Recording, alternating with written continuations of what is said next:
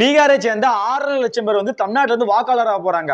பீகார்ல இருந்து 6 லட்சம் பேர்னா உத்தரப்பிரதேசம் இருக்கு, ஒரிசா இருக்கு, மத்திய பிரதேசம் இருக்கு, மகாராஷ்டிரா இருக்கு, ராஜஸ்தான் இருக்கு, கல்கத்தா இருக்கு. அப்ப இங்க இருந்து எத்தனை பேர் தமிழ்நாட்டில் வாக்காளர் ஆக போறாங்க இந்த ஆண்டு? சொல்ல போன 2020 தேர்தலில் குறைஞ்சது 20 லட்சம் பேரா வந்து பிற மாநிலத்தவர் தமிழ்நாட்டில் வாக்காளராக வாய்ப்பு இருக்கு. அப்ப இந்த தேர்தல் 2020 இவ்வளவு பேர் இருக்காங்கன்னா 2031 கண்டிப்பா சொல்றேன் 1 கோடி பேர் வட மாநிலத்தவர் தமிழ்நாட்டில் வந்து வாக்காளராக அதிக வாய்ப்பு இருக்கு. தமிழ்நாட்டில் அண்ணன் வேல்முருகன் தவிர மற்ற யாருமே வாய்த்து வந்து பேச மாட்டேங்கிறாங்க. அண்ணன் வேல்முருகன் மட்டும்தான் முதலா அறிக்கை விட்டாங்க, பயங்கரமா எதிர்ப்பு தெரிவிச்சு வராங்க. மட்டும் இல்லாம ஏகப்பட்ட பசங்க தமிழ்நாட்டில் வந்து அரசு பணியில வந்து ஒன்றிய அரசு கொண்டு வரும் அனைத்து பணியிலும் வந்து ஹிந்திக்காரன் தான் உள்ள வாரான். அப்படிங்கும் போது 90% அவன் தான் உள்ள வாரான். கோயம்புத்தூர், ஈரோடு போன்ற மாவட்டங்கள் வந்து வட மாநிலத்தோட அதிக பேர் இருக்கிறாங்க. போன தேர்தலில் வானதி சீனிவாசன் வெற்றி பெற முக்கிய காரணமே வட மாநிலத்தோட. வட மாநிலத்தில் அதிக ஓட்டு போட போய் தான் வானதி சீனிவாசன் வெற்றி பெற்றாங்க. அந்த வகையில வந்து பிஜேபி எப்படி கால் உனக்கு இந்த மாதிரி சேர்த்து பண்ணிக்கிட்டு இருக்கு.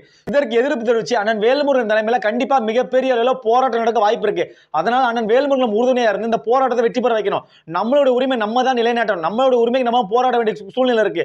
அதனால நமக்கான தலைவர் யாருன்னு பார்த்தோம்னா அண்ணன் வேல்முருகன் மட்டும்தான். ஒட்டுமொத்த தமிழர்கள் தலைவர் யாருன்னு பார்த்தோம்னா அண்ணன் வேல்முருகன் மட்டும்தான்.